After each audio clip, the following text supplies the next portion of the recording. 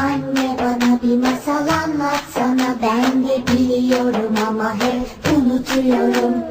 Kucağına alıp beni sallasana, ben en çok bu oyunu beğeniyorum.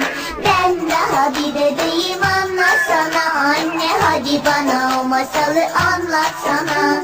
Kucağına alıp beni sallasana.